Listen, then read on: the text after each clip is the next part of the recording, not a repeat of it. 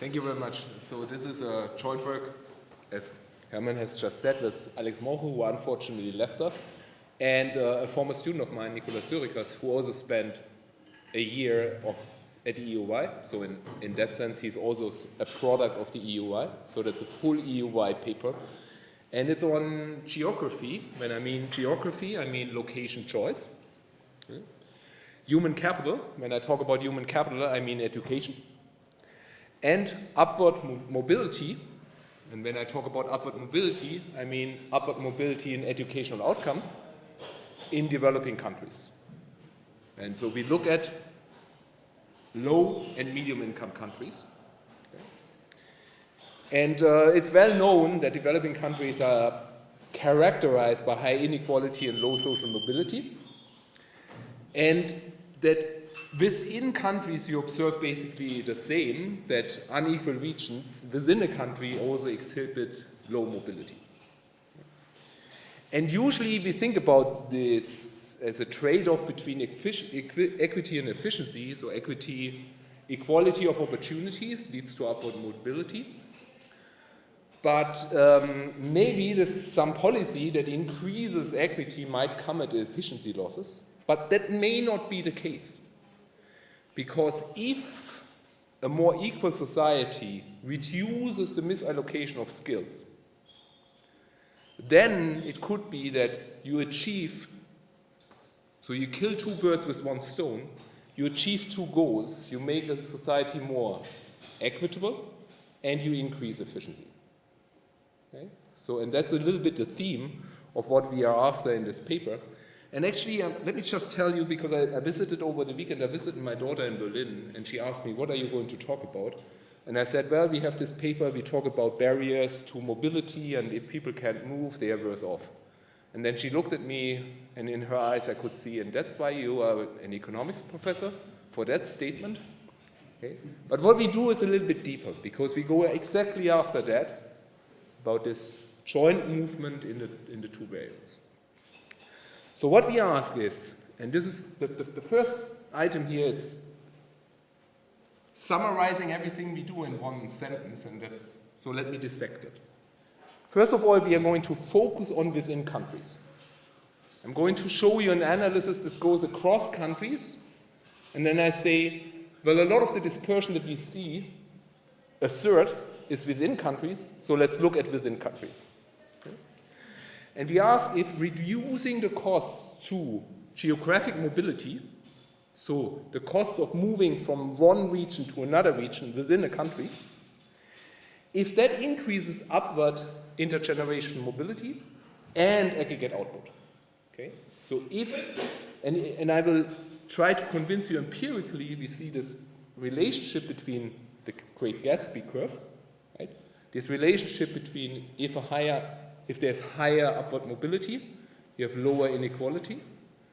So if we achieve through this increase of more mobility, increase in mobility, lower inequality, and an increase in aggregate output because of a reduction of the misallocation of talent, that's the question. Okay? And how do we approach this? And once we approach it, we learn how limited it is what we can do, and that is data limitations. Okay?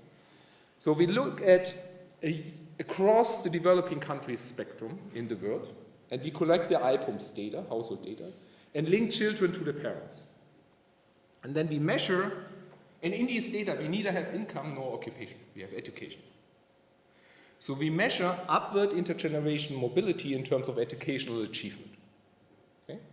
And our key measure is going to be, do you achieve, when you come from illiterate parents, do you achieve at least primary school or better?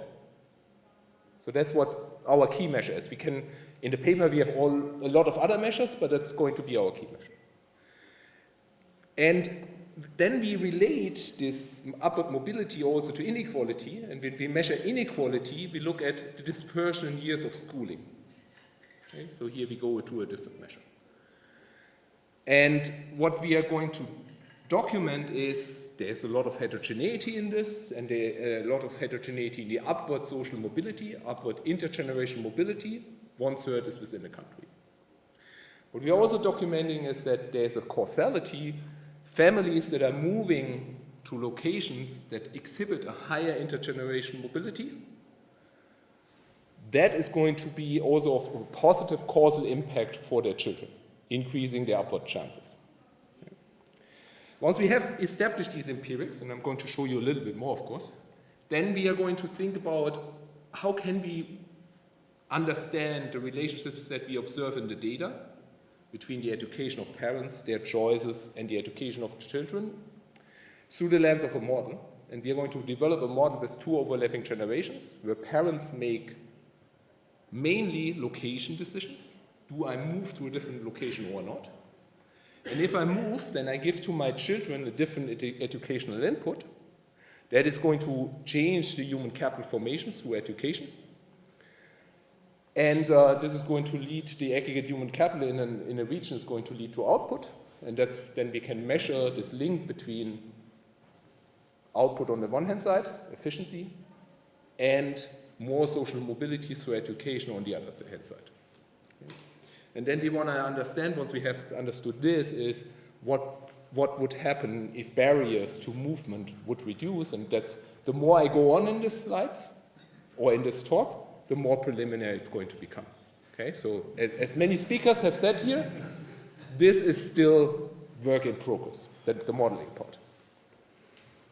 Okay, so the variables of interest that we have in the empirical analysis is education, and we measure upward intergenerational mobility and inequality in education in low and medium income countries. The first thing is parental background matters. Parents' education predicts child outcomes.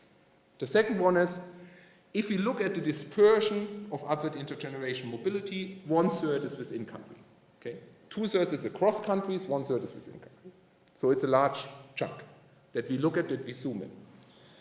We show you both across countries as well as within country a great Gatsby curve in education. That means we plot on the x-axis upward intergenerational mobility, on the y-axis a measure of inequality in education, and we find the two things are negatively correlated. So the higher is upward mobility, the lower is inequality. Okay?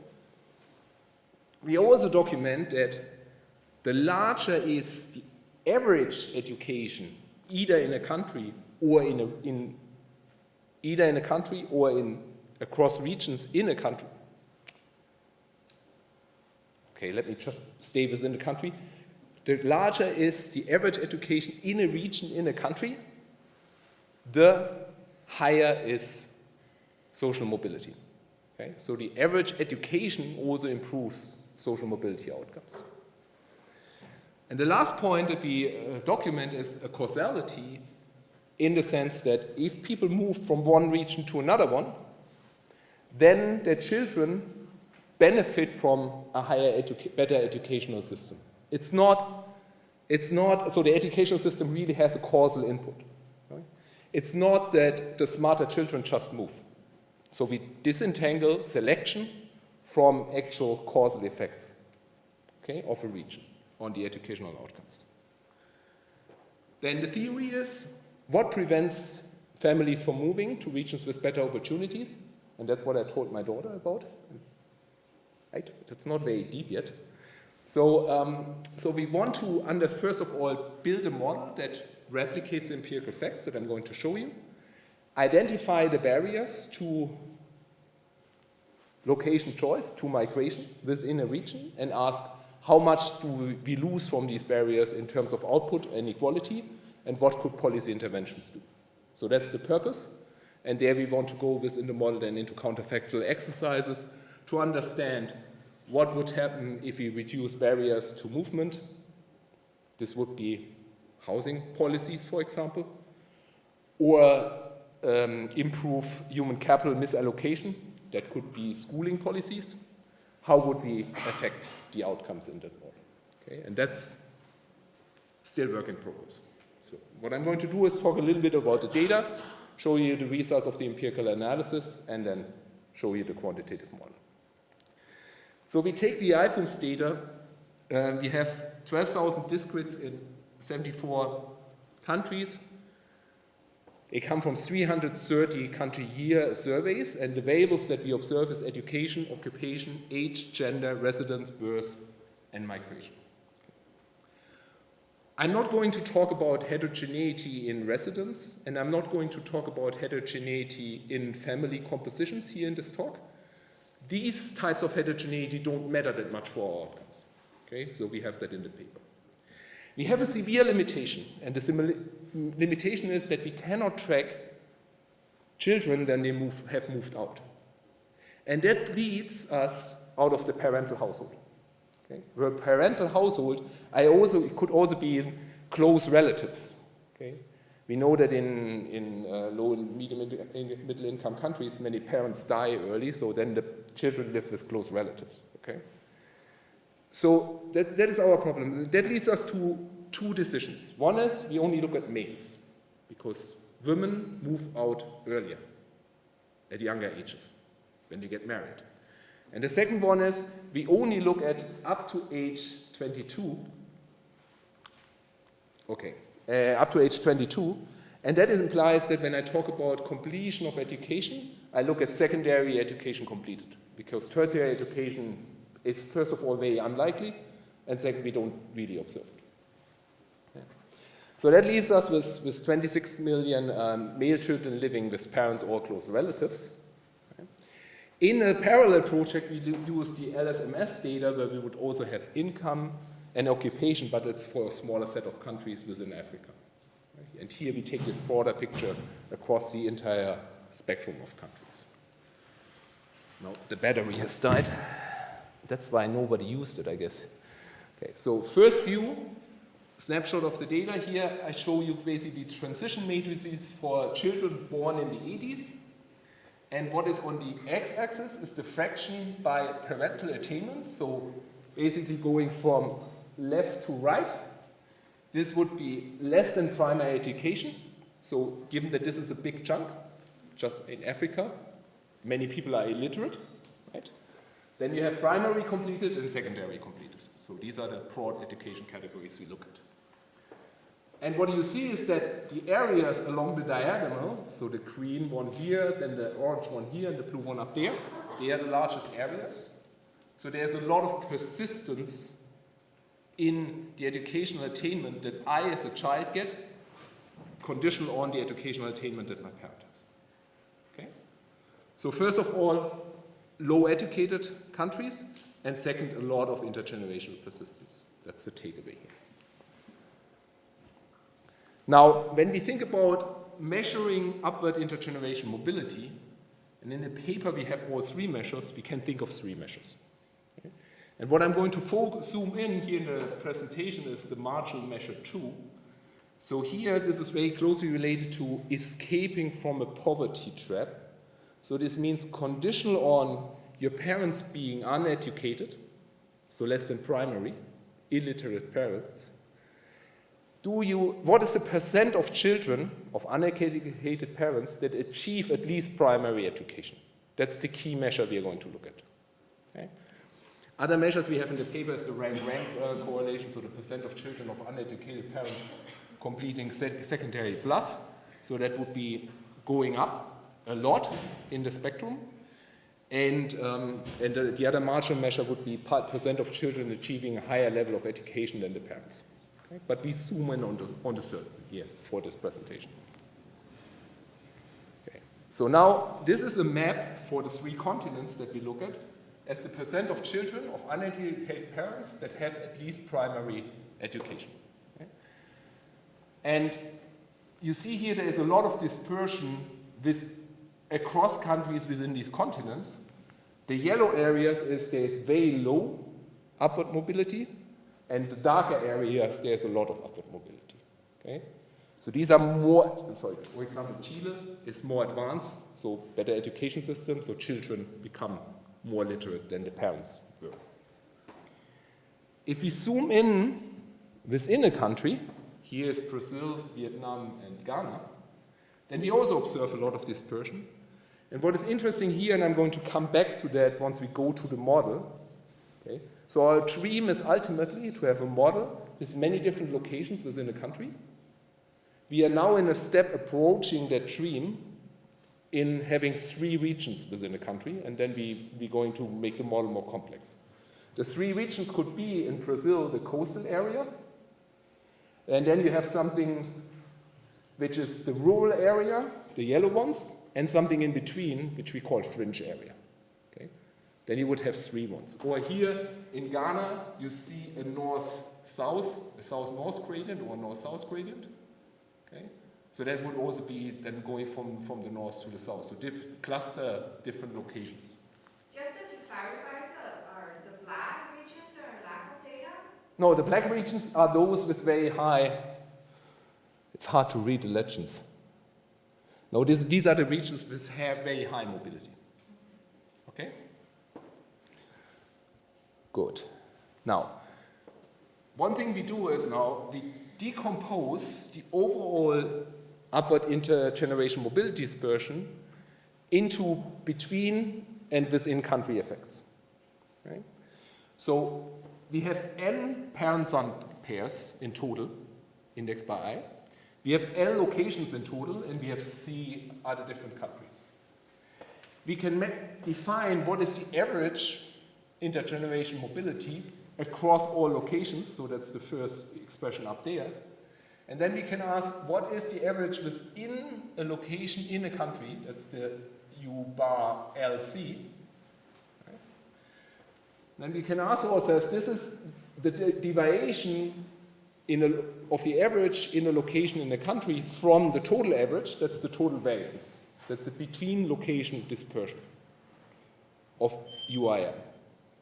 And that we additively can decompose into what is the between country dispersion and within the country.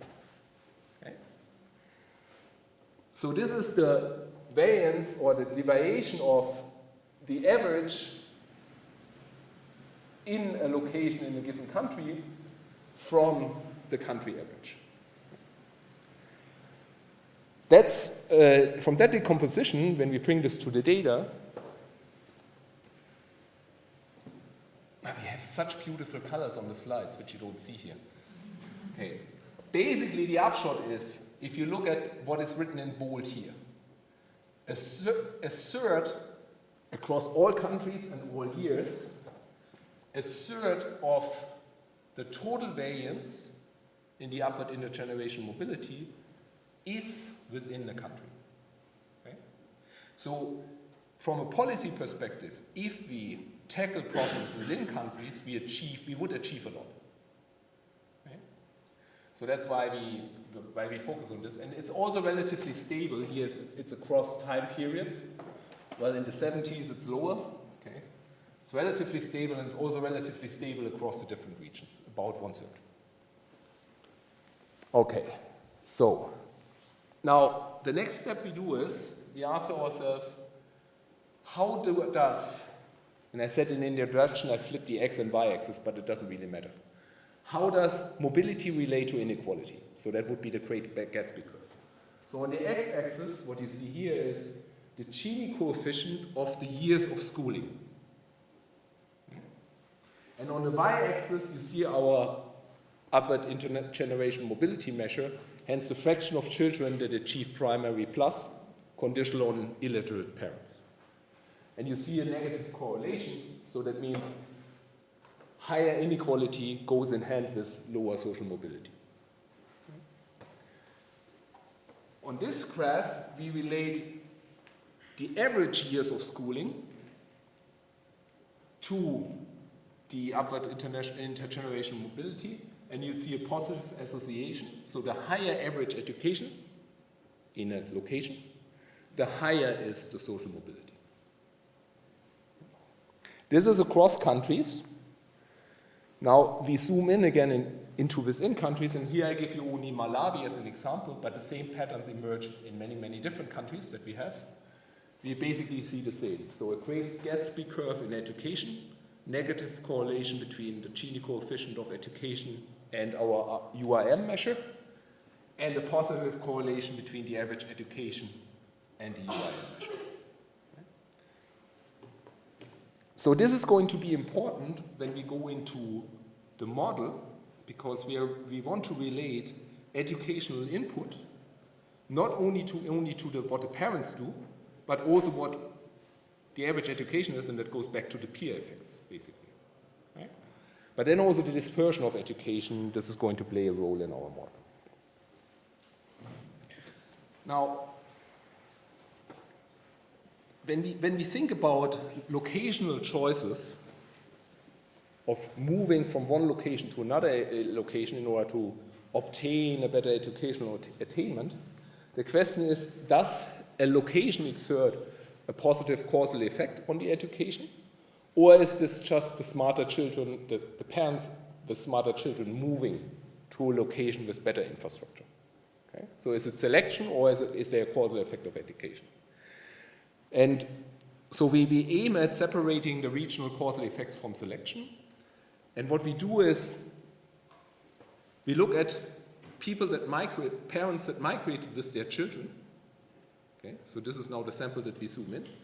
Within countries, since we lose a lot of, we have very few observations than within countries because not so many people that are migrating, okay, we are going to pool the regression. So when I'm showing you the results, it's going to be pooled across all countries. And what we are going to look at is, we look at brothers of illiterate parents that move within regions, across regions within a country. And we ask, if the younger brother is going to, relative to the older brother, is going to have a higher effect of the region on his upward mobility, then this is a causal effect if the parent's decision to move is independent of the age of the children. So we are trying to control for household fixed effects here. Okay. So the younger brother, if there is a causal effect of education in a location on upward mobility, then the younger of the two brothers should have a higher effect under this identifying assumption. So, the regression that we estimate is, there's a lot of stuff here on this slide, but let's boil this down. Suppose you have a country of origin, O, and destination. And you measure the upward mobility that you observe in the country of destination minus the upward mobility that you observe in the country of origin. Okay? So then, when you move to this country and you observe this delta, this difference in upward mobility, how much of that does translate into your own chances of moving up? That's our variable of interest. Okay? So you move into a country which has a higher upward mobility, how much of that gets transmitted in your own upward mobility probability? Okay? And our coefficients? Yeah. So, I'm not sure I understood this with your own model. So you ignore that there could be a birth order effect? No, we have, well, the birth order effect. No, in the sense that, there's a strong finding in economics and sociology that there is, the firstborn always perform better, independent of the size of the family. Well, in our case, it would be the secondborn, right? If they benefit, so, if anything, we would underestimate the effects, okay, right? So that would bias the results against us. Okay? So suppose we ignore the household fixed effects, then the identification assumption would be that parents select into other countries, not anticipating that their children get better education from that. And that we don't do. We do the household fixed effects, and thereby we identify from this difference in the ages of the brothers. Okay? And I think your effect would bias our estimates downward. Okay, so then if we plot this by the age at the move, basically the older children are, the less relevant is the causal effect. Okay? So the regressions are not super stable. I don't believe a zero selection effect, so that's a little bit where we have to still work on, okay? But what is relatively stable in our regressions is that this line here is always positively sloped, negatively sloped, sorry, okay? So that for young children, the effect of moving is largest, and that identifies the causal effect. The younger you are, the more you benefit from moving into a location that features higher upward social mobility for your own social mobility. Okay? So there is a causal effect of childhood exposure to higher intergenerational mobility. Okay, so the summary of the empirical analysis is parental background matters. So education of parents predicts children's outcomes. Location matters. We have significant differences in our UIM measure, and 33% of the overall dispersion is within countries. We see a Great Gatsby curve in educational attainment, so there is a negative correlation between the Gini coefficient of education and upward mobility, and regions exert a causal effect on the upward mobility of children. So with this, we go into a model. And the purpose of the model is first of all to replicate these facts. And once we are there, then we can go into policy analysis. And what I'm going to show you now is a little bit of the features of the model and where it can go to in the policy analysis, and everything else is still work in progress. Okay? So in the model, time is going to be discrete, going from 1, 2, and so on. And it's going to be an OLG model where each adult household only lives for one period, okay, but cares for the education of the children. And each adult household only has one child. That's a simplification. And the population is going to be stationary in all time periods. There's going to be L locations, and we can cluster locations together in a country. So think about this picture for Brazil with these many, many different locations. And now I look at the rural, the urban, and the coastal area. Or what I call later the rural, the fringe, and the coastal area. Okay? Education, different types, but for the application, think about illiterate, primary education, and secondary education. So 3 education. And then in order to get dispersion into this model, we assume that there is skills that you draw in an occupation. An occupation can be either an occupation that's in manufacturing or an occupation that's in agriculture. Okay, so 2 occupations, broadly speaking. And within each occupation, there is a productivity. The productivity is distributed as log normal. Ignore the correlation across productivity, so you basically draw from 2 distributions the productivity conditional on the occupation that you're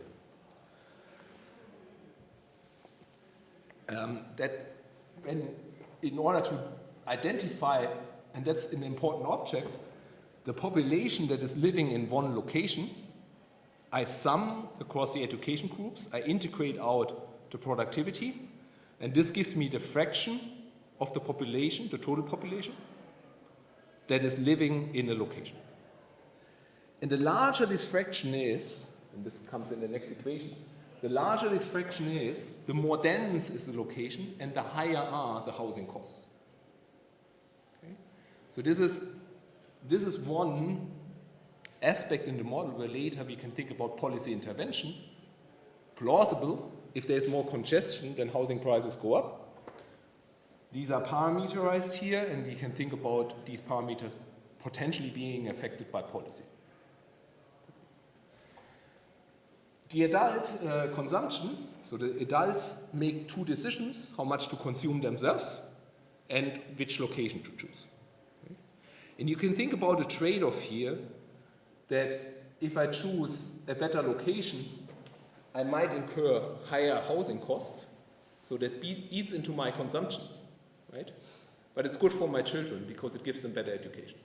And that's a key trade-off in this model. For the consumption to not be negative, we need a baseline location for which the housing costs are 0. So you can always stay in one area where you don't expend anything on houses. Think of this as a normalization. And then in all other locations that you might choose, there's some positive housing costs, and you face this trade-off between own consumption and a better location that gives better education to your children. So that's the key trade-off here in this model. And how do households make this decision? Well, they have a utility function. The utility function, they value their own consumption, and they value the educational outcome of their children, the expected education of their children, E prime, which is a function of their own education and the location choice. And here the model becomes a little bit exogenous, because how this mapping from own education and location is going to look like, we are going to inform this data. Okay? So there's no intensive marginal investment decision of parents into the human capital of their children. So I work a lot with education models. That's what we usually write down. Here in this paper, this is exogenously modeled by the information that we extract from the data. And then there's utility shifters, psi 0. So if you are from your origin education L0, moving to some other education could give you a boost in utility. For now, I'm ignoring this and set this equal to 0, and also like the slope, set it equal to 1. Okay, but ultimately, we are going to also model these parameters.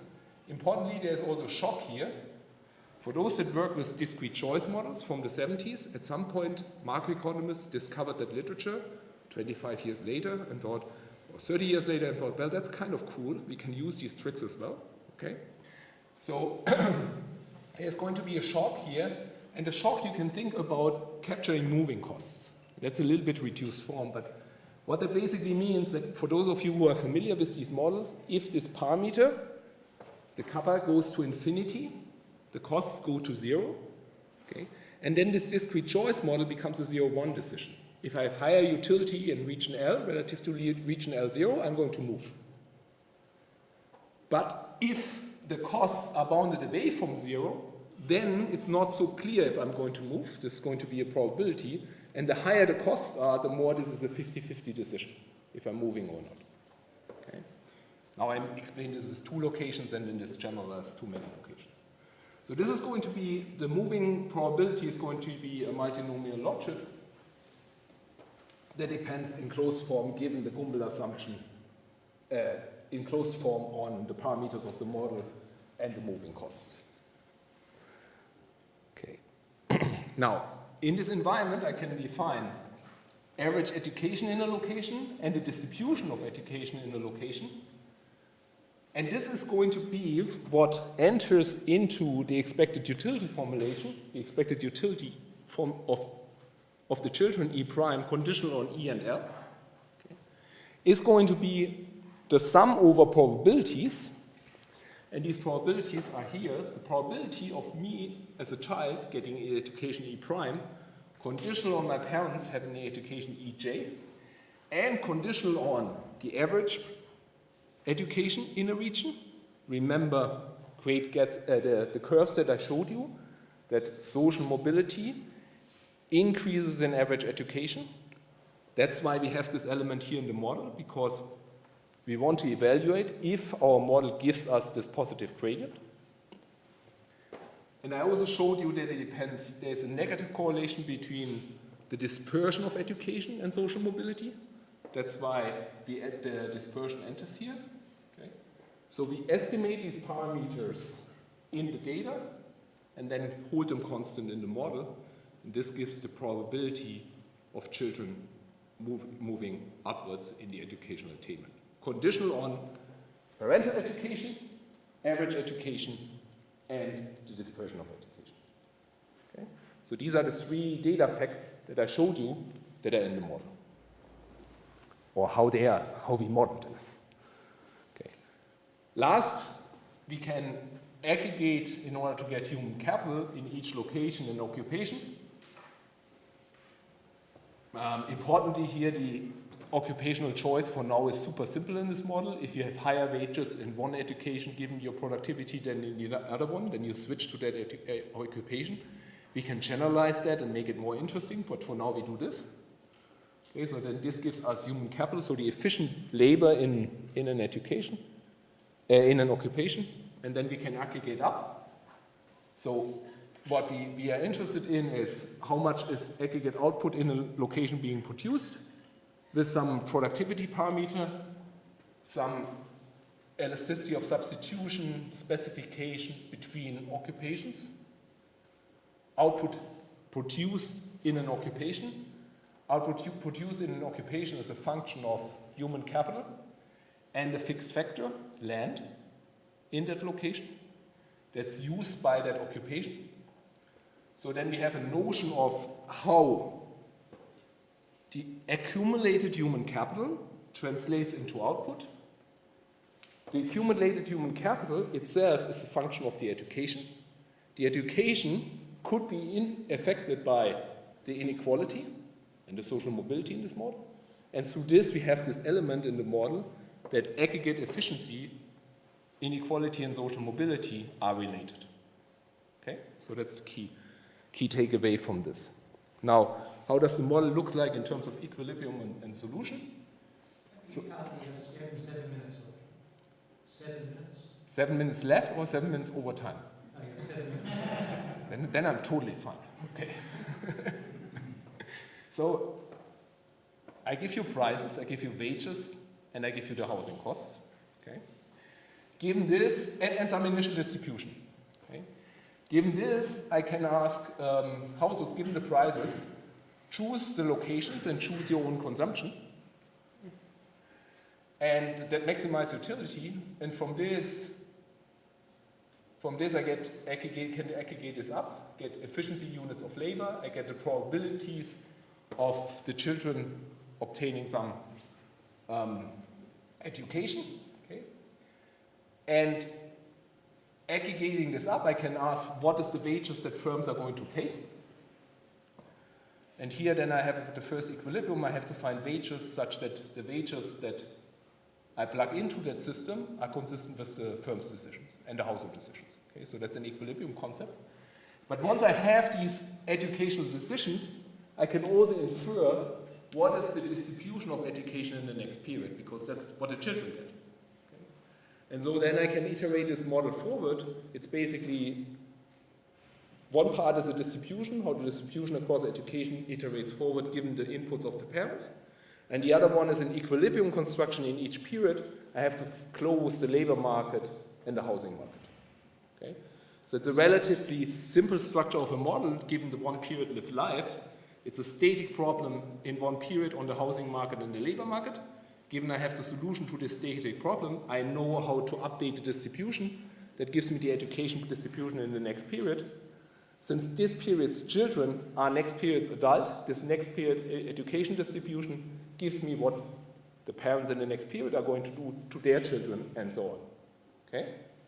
So thereby I can solve this model forward, and then I can ultimately look in each period in this forward solution at aggregate output and can ask myself, what happens if I have a policy that reduces the misallocation of factors, reduces inequality, improves social mobility, what are the output consequences? Okay, 3 location example. Remember Brazil with the 3 regions, high mobility, a fringe area and a rural area. So that's what I denote the locations now about, rural area, fringe area, and the coastal area. Coastal area, very high mobility. And this is not calibrated yet. I just bring this picture again in order to illustrate what we are after. Okay? So that's our next objective is clearly to measure this better in the data. For now, this is an entirely toy model, artificial calibration. I say toy model because it's not a simple model, and toys can be complex, as we all know. I mean, when you play with the toys of your children, sometimes it's very complex and demanding, so that's what is here, was that the case, okay? So we simply give some parameters, and they are not so relevant. The only one that I want to point out here is what I said earlier. There is a region, that's the rural region here, where housing is for free. So that's a region you can always choose to go there or stay there. And if not, if you move to the other regions, especially to the coastal region, then you have very high housing costs. Okay? In terms of other parameters, let me just think if there's anything I want to talk about which is important. No, I don't think so. So, I mean, this is like an artificial calibration. One I want to point out is the beta parameter on how parents value children here in this model. And this is important. This is a model in which parents value the education of their children. It's not a model where I say parents are altruistic with regard to their children. That's not the case. They just value the education. We don't model a retirement period where parents may benefit from higher education of their children by receiving transfers from their children. and then this would be a fully egoistic motive to invest into the education of the children. We are entirely agnostic about if this is altruism or if this is an exchange motive for investment into the children. We just say you have some utility benefits from the education of your children. And that's the parameter beta here. Okay? You have 2 minutes. Yeah, okay. Only thing I do now is to say, in the baseline, iterating this model forward from some initial period, given some moving cost parameter, this is the evolution of aggregate output.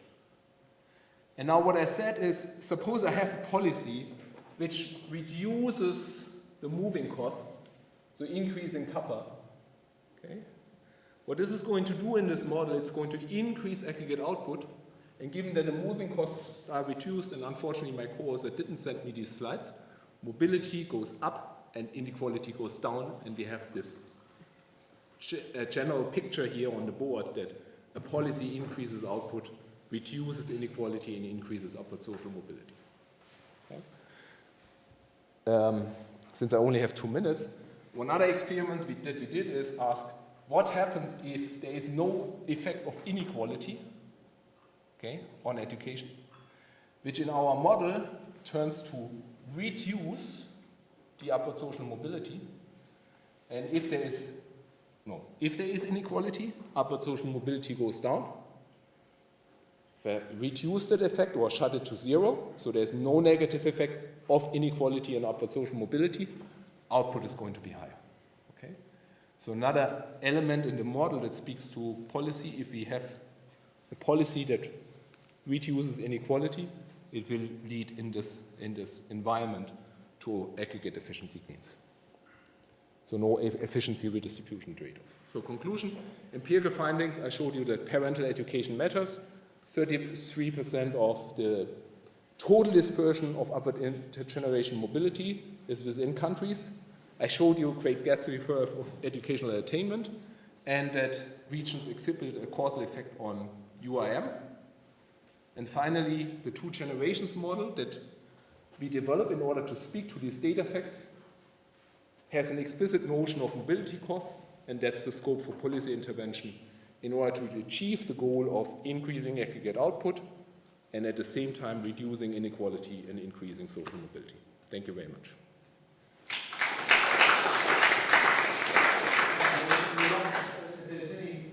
We can have time for one question if it's particularly urgent. Otherwise, If it's good. it's good, that's actually even better. If it's good, which puts a lot of pressure on people to make a decision. Quality of their questions. So I talked too long then. Okay. Okay. Do we? How bad was So it was really about the location effects that are estimated. So location effects are estimated. So there's several papers that show that these are sensitive to pre-moving differences between siblings. So I don't know if you have any worth way to start thinking that you can, because you still have a selection effect, you warn about that. So you say if some of your siblings have already moved and then you move. No, it used to be like that they're not comparable, right? So They are not comparable. Yeah, so you might have one who's stronger than the other, and they move and not usually based on, they choose the timing based on the potential of the state. Okay. So if you have some pre-moving characteristics that you can control for the difference between siblings, you could potentially adjust this remaining selection effect. I think we don't have, but it's good that you mentioned this because I talked to Frank earlier and he said your identification assumption seems fine, and I was thinking in the back of the head what speaks against our identification assumption. Now you give me an argument, so I must look that up. Okay. Yeah.